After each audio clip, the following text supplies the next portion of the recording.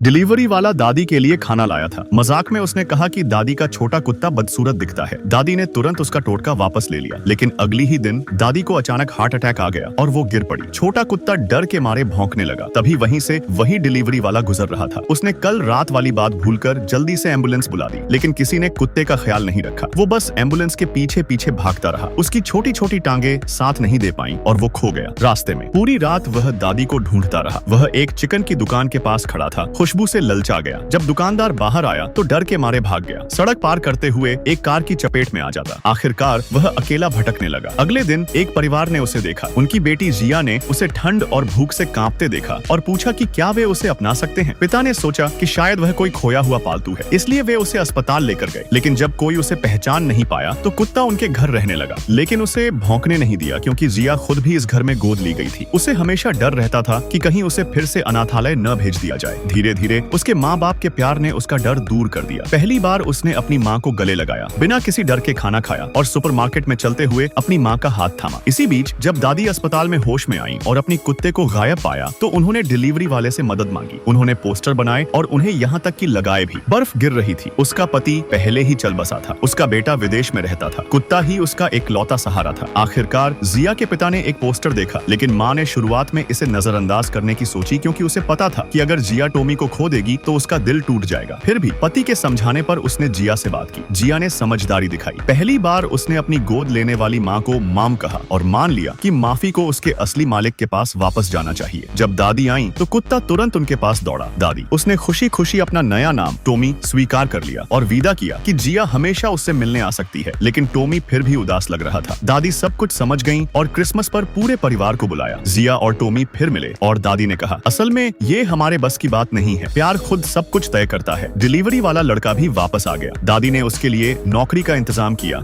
और उसने अपनी पहली कलाकृति दी।